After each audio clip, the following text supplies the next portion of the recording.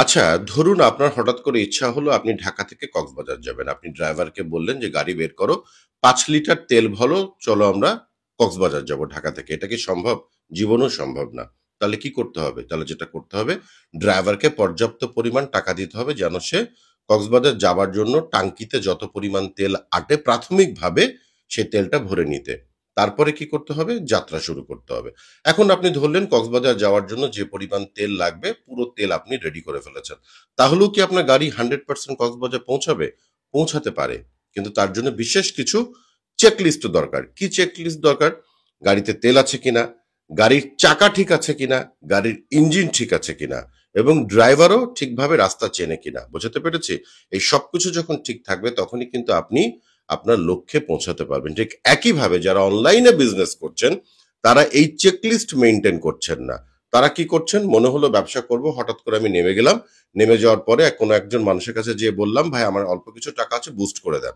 সে আপনাকে মোটামুটি বুস্ট করে দিল। কারণ সে ওই যে ৳১০ পেল, ডলার থেকে ৳১০ বেশি পেল, যেটা আগের ভিডিওতে বলেছি, ওইটা আমার আলোচনার বিষয় না। বিষয়টাই হচ্ছে আজকের দিনে আপনি যদি অনলাইনে বিজনেস করতে চান, পূর্ব পরিকল্পনা এবং চেকলিস্ট মেইনটেইন করে যদি কাজ না করেন, সেই চেকলিস্টের মধ্যে গুরুত্বপূর্ণ বিষয় কি? যে আমার ফান্ড কতটুক আছে, আমি কোন এজেন্সিকে দিয়ে কাজ করছি, আমি কোন প্রোডাক্ট নিয়ে কাজ করছি, আমি কতদিনের ইনিশিয়াল ইনভেস্টমেন্ট করছি, আমার কনটেন্ট কেমন, আমার ছবি তোলার লোক ঠিক আছে কিনা, এই সবকিছু যদি আপনি রেডি করে মার্কেটে না নামেন, তাহলে যেটা হবে আপনি নিশ্চিত থাকেন আপনার কষ্টের যে টাকা নিয়ে আপনি বিজনেসে নামার চেষ্টা করছেন পুরো টাকাটাই হারিয়ে যাবে।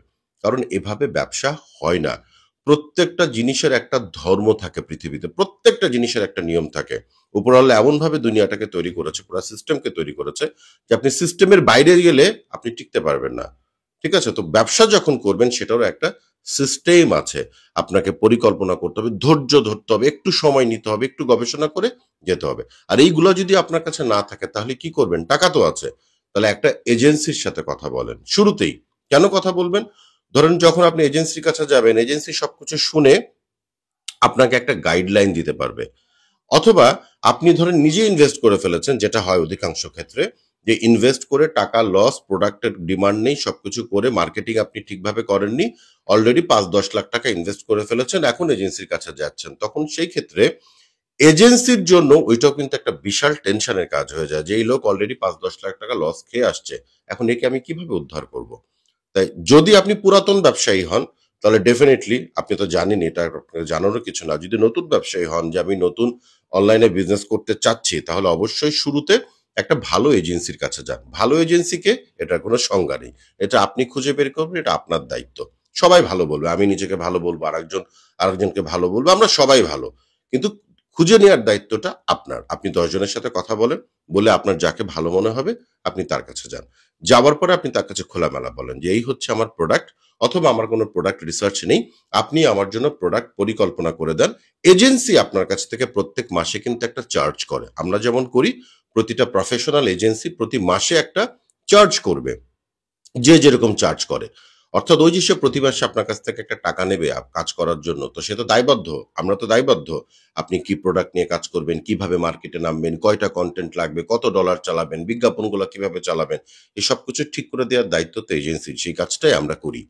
আর আপনি যদি ভেবে থাকেন, "না, আমি প্রোডাক্ট রিসার্চ করে ফেলেছি, অলরেডি বিজনেসে নেমে গেছি, কিন্তু নেমে দেখতে পাচ্ছি যে আমি ভুল পথে যাচ্ছি, এখনো সময় আছে।" স্টপ। একটু সময় নিন। একটা ভালো এজেন্সির কাছে খোঁজ করুন, মার্কেটে খোঁজ করুন। ব্যবসাতে নামতে গেলে ব্যবসার নীতি অনুযায়ী, ব্যবসার ধর্ম অনুযায়ী ব্যবসাতে এগোতে হবে।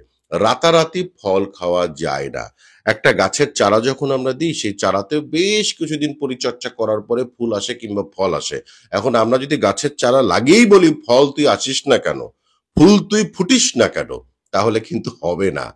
ফুল তখনই ফুটবে যখন ফোটার কথা। ফল তখনই ধরবে যখন ফল ধরার কথা। তাই আগে প্রিপারেশনটা ভালো করুন, যেন ফলটা মিষ্টি হয়, ফুলটা যেন গন্ধ ছড়ায়। তা না হলে কিন্তু সব চলে যাবে। আমি আশা করি বিভিন্ন রকমের উদাহরণ দিয়ে আপনাদের বোঝাতে পেরেছি যে ব্যবসায় নামতে গেলে পরিকল্পনা, পরিকল্পনা, পরিকল্পনা অত্যন্ত জরুরি। সঠিক পরিকল্পনা করে, এনালাইসিস করে, বাজেট সংগ্রহ করে, কনটেন্ট হাতে নিয়ে মার্কেটে নামুন। দেখুন আপনি লস খাবেন না। আপনি লস খাবেন না। আর যদি ওই যে ইমোশনালি নেমে গেলাম, পরিকল্পনা করলাম না, কারোর কথা শুনলাম না, আমি মনে হলো আমিই সব পারি, আমি যা বুঝি তাই, আমিই দুনিয়ার শ্রেষ্ঠ রাজা, আমি ব্যবসায় নেমে যাবো, আমার কাউকে লাগবে না, সেটা আপনার বিষয়। বাট যদি প্রফেশনালি কাজ করতে চান, যদি ভাবেন যে না আমার একজন প্রফেশনাল এজেন্সি প্রয়োজন, যে আমার ব্যবসার সকল গাইডলাইন দেবে, বুঝে যুক্তি দিয়ে কাজ করবে, তাহলে আমরা আপনার জন্য কাজ করতে পারি। কিন্তু কোনো ধরনের কোনো মিথ্যা প্রশ্রয় দিয়ে, মিথ্যা আশ্বাস দিয়ে আপনাকে আমরা কাজ করাবো না। আমরা করিও না। আমাদের সাথে যারা কথা বলে তারা অনেকেই জানে, অনেকে আমাদের অনেক ধরনের প্রস্তাব দেয়, ভাই এটা করে দেন, ওটা করে দেন, আমরা করি না। কারণ আমরা জানি আমরা একদিনের জন্য ব্যবসা করতে আসি না, আর আপনাকে ঠকায় আমরা বড়লোক হব না।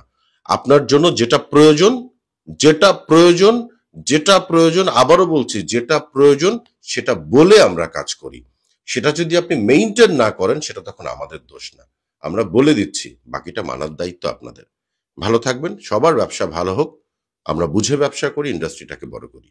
ভালো থাকবেন। ধন্যবাদ।